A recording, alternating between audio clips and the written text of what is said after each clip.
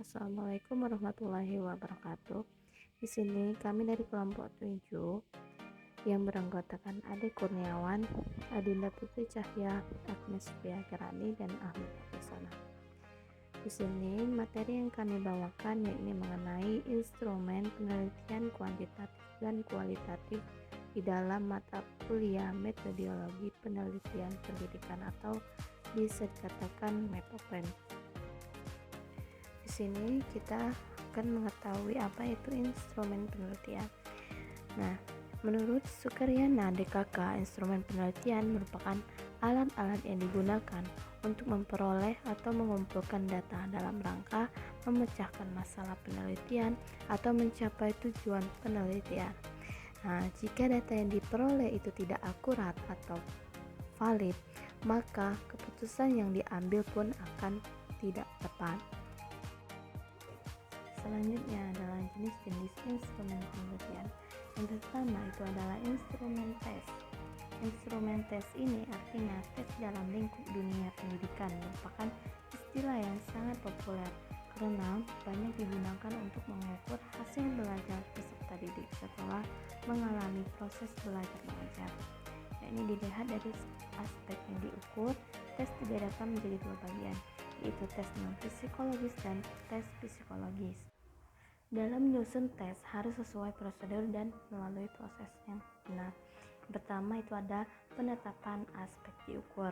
Kedua, pendeskripsian aspek yang diukur. Yang ketiga, pemilihan bentuk tes. Yang keempat, penyusunan butir soal. Yang kelima, pelaksanaan uji coba. 6.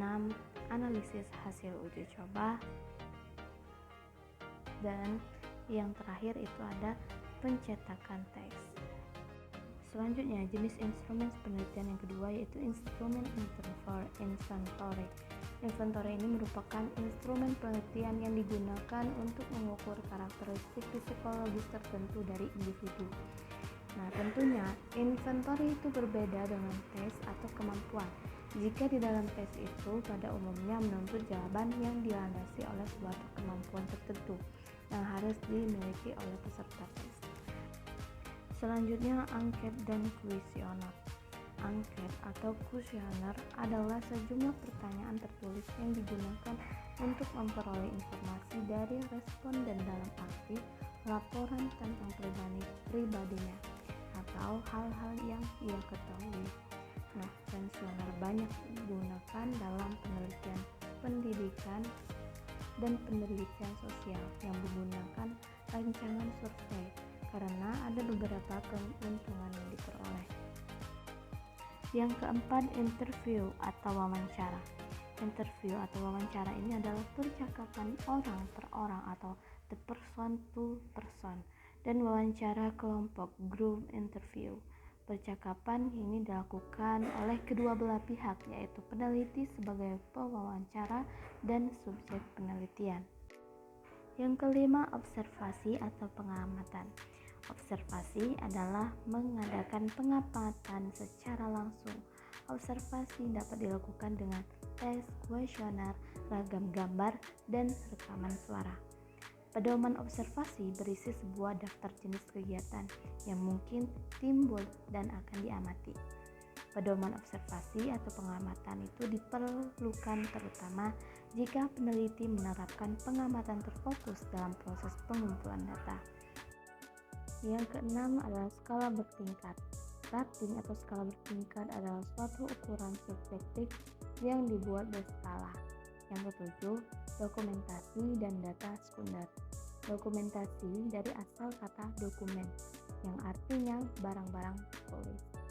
Di dalam melaksanakan metode dokumentasi, penelitian menyelidiki hal-hal berupa transkrip, catatan, buku, surat, prasasti, notulen rapat, agenda, arsip, jurnal, video, dan sebagainya.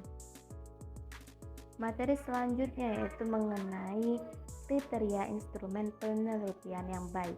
Yang pertama, pengujian validitas instrumen, yaitu ada 3 jenis pengujian. Yang pertama, pengujian validitas konstruk, kedua pengujian validitas isi, dan yang terakhir itu validitas eksternal. Yang kedua adalah pengujian reliabilitas instrumen. Itu ada beberapa teknik. Yang pertama tes research, yang kedua itu equivalent, yang tiga gabungan, dan yang materi selanjutnya itu praktikabilitas, yaitu syarat yang ketiga harus dipenuhi oleh instrumen untuk dapat dikatakan baik, ialah kepraktisan dan keterpakaian. Kemudian adanya penyusunan instrumen pada jenis penelitian dan langkah-langkah penyusunannya. Yang pertama penelitian kuantitatif, itu ada beberapa. Yang pertama instrumen tes dan inventory yang tadi sudah disebutkan tadi. Yang kedua instrumen angket atau kuesioner, kemudian yang ketiga instrumen lembar observasi, selanjutnya instrumen dokumen. Dan yang kedua itu penelitian kualitatif. Penelitian kualitatif ini ada beberapa juga. Yang pertama instrumen wawancara, dan yang kedua instrumen observasi atau pengamatan. Yang ketiga itu ada instrumen dokumentasi. Adapun langkah-langkahnya dalam menyusun instrumen penelitian menurut Margono tahun 1997, antaranya yang pertama analisis variabel penelitiannya, ini mengkaji variabel menjadi sub penelitian sejelas-jelasnya. Kedua, menetapkan jenis instrumen yang digunakan untuk mengukur variabel.